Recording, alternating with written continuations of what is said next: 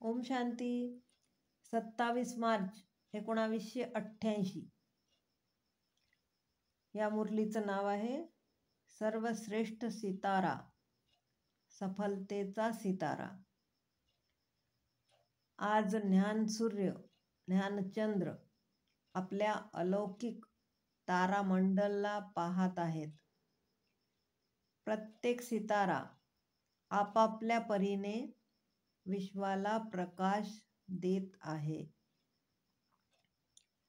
कोणी श्रेष्ठ भाग्यवान सितारे आहेत,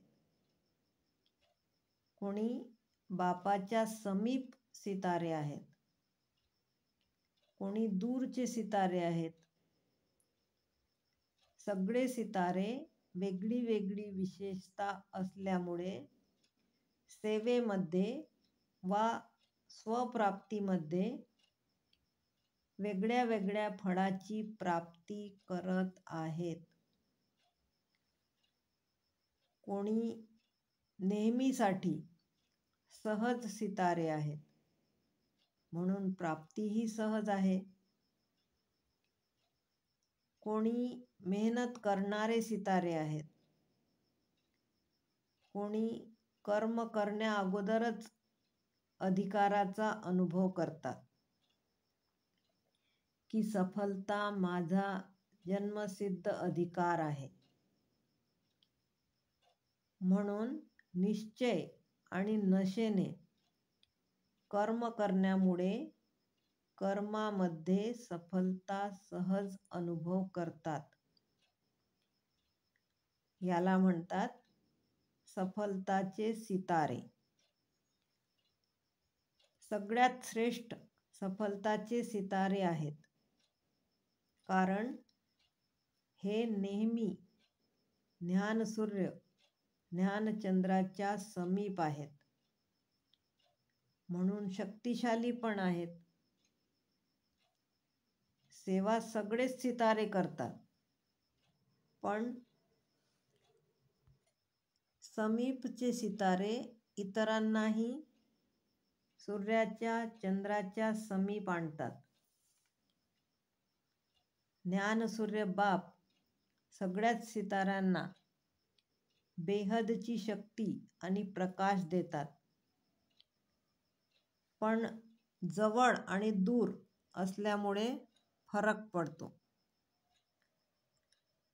काही पुच्छल तारे म्हणजे शेपटीवाले सितारे आहेत, जे नेहमी स्वतःला वा बापाला वा निमित्त बनलेल्या आत्म्यांना का, कसे, काय असे प्रश्न विचारत राहतात.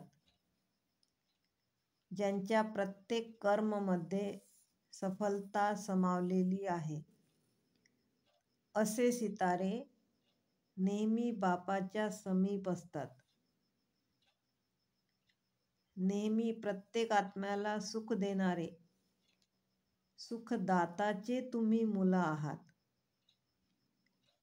नेहमी स्वतःला सर्वशक्तिमान बापाची शक्तिशाली आत्मा आहे असा अनुभव करा. शक्तिशाली आत्मा नेहमी स्वतःही संतुष्ट असते आणि दुसऱ्यांनाही संतुष्ट करते.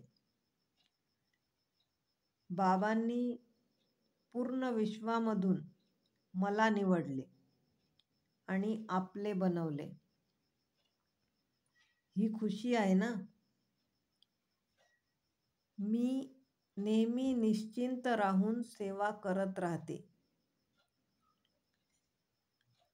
कर्मणा सेवा जरी स्थूल सेवा दिसत असली तरी सूक्ष्म वृत्तीला परिवर्तन करते.